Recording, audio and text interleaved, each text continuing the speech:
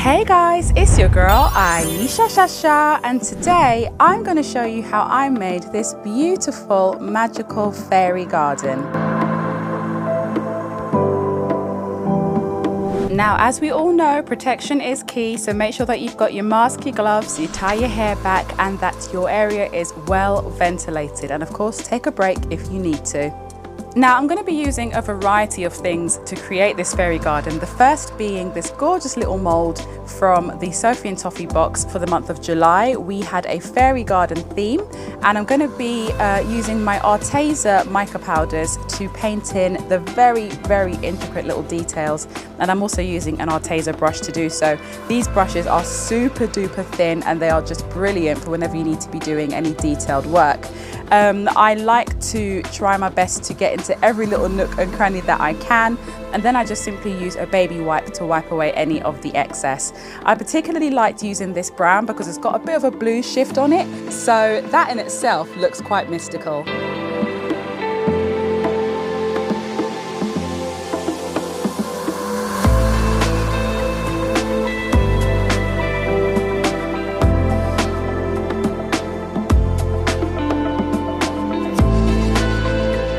Once I'd finished doing this to both sides of the mushroom house mold, I then put a tiny bit of bezel tape halfway in, and I used this as like a kind of plug for when I was going to be applying my UV resin.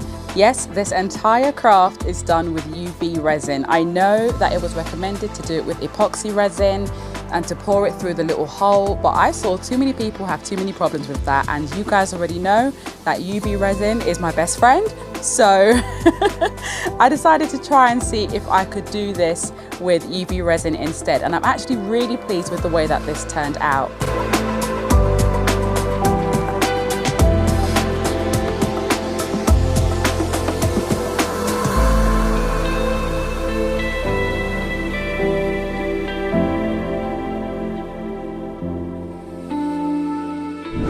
Okay, so now it's time to fill up the main body of the mushroom house, and of course, you know I have to go with Lrisy whenever I want to go crazy with the glitter, because whoo, these colors are insane.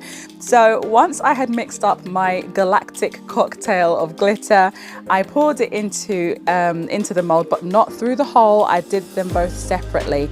So I cured them separately, made sure that they were nice and rock hard, and then I put in a thin layer of UV resin in between both of them and squeezed the mold together as it was curing, and it actually turned out pretty nice.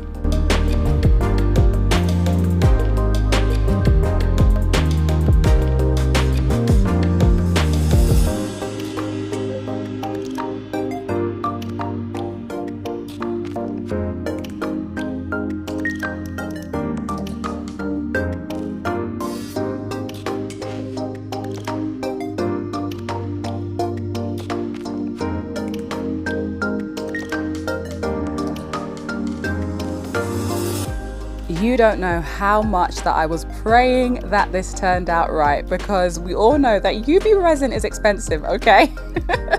But I'm so glad that it did. So once I had snipped off the excess, I got my little rotary tool that I got from Amazon. I absolutely love this thing. I don't know where I've been without it all my life. And I used it to sand off any more of the excess. I then used a little bit of white resin just to fill in the dots and also to fill in the little curtains. They are so cute. Oh my goodness.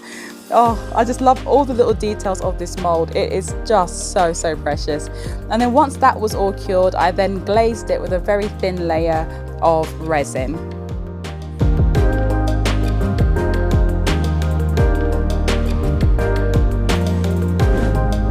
Okay, so now it's time to make the base. So I'm using this coaster mold that I got from Funshowcase a really long time ago. I really love the sort of like irregular heart shape. And I'm mixing together a cocktail of this beautiful copper glitter from Lrisy, some brown transparent dye from SOPHIE and TOFFEE, and also some brown mica powder from Arteza. And just look at it. Just look at it. Isn't it absolutely gorgeous? Oh God, the hollow. I cannot handle the hollow. Oh, it's just... Oh, anyway. Next, we're going to add the light in the middle. I love the fact that this fit in pretty much perfectly. So I sealed that in with a bit of UV resin. And then we are ready to make this look like a proper little garden. I'm using a terrarium sphere. Again, this is also from Funshowcase. And this does have the option to be hung, but I just, you know, want it to be safe. So that's why I decided to put it onto a base. And then I'm using some moss and some pebbles that I got from Amazon. And even that little fairy as well, she's also from Amazon. It came in a cute little package. And I'm just decorating the outside of the little coaster just to create a bit more of a sort of garden aesthetic outside of the terrarium as well, so that, you know, it all kind of blends together nicely. But look at how cute that the mushroom house turned out. Isn't it absolutely adorable?